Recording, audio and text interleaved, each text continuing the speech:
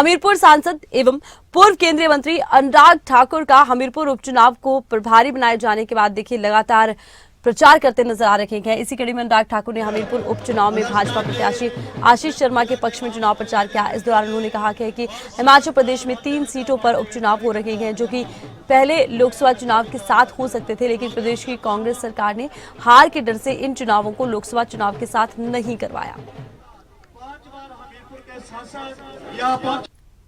हिमाचल में फिर 3 उपचुनाव आए हैं।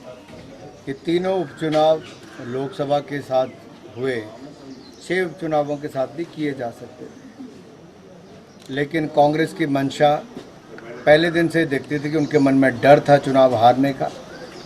तो तीनों विधायक जो इंडिपेंडेंट थे उनके उपचुनाव उन्होंने नहीं करवाए और अब फिर जनता के ऊपर एक बोझ कांग्रेस ने डाला है। जनता भी फ्री होती, सरकार भी फ्री होती और आज मॉडल कोड ऑफ कंडक्ट नहीं होता, लेकिन कांग्रेस को जो 18 महीनों में कोई काम नहीं किया उसका डर सता रहा था, जो वायदे किए वो पूरे नहीं किए उसका डर सता रहा था और ये लगता था कि जनता हर बार सवाल खड़ा करेगी और जवाब नहीं मिलेगा। लेकिन एक बार फिर आज आप देखिए जनता का समर्थन भारतीय जनता पार्टी को मिल रहा है।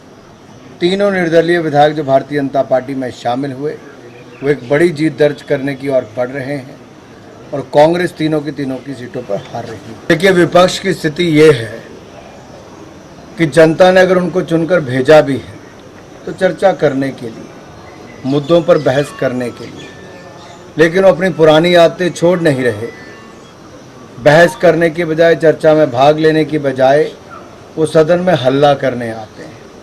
मैं कई बार मन ही मन में सोचता हूँ कि अभी तो मात्र 99 सीटें कांग्रेस को मिली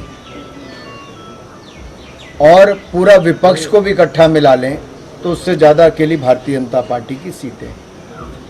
आखिरकार ये अहंकार किस बात का है? ये हो हल्ला क्यों? ये हुड़दंगबाजी क्यों? क्या इनको अभी भी अपनी जिम्मेदारी का एहसास नहीं हुआ?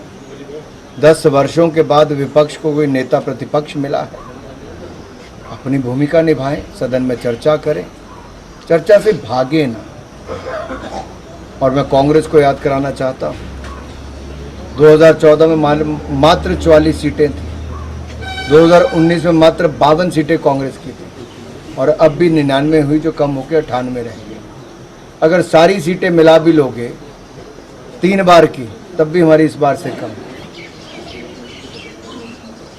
और एक कहीं ना कहीं ये तानाशाही रवैया कि जैसा हम चाहेंगे वैसा सदन चलेगा, ऐसा नहीं होता।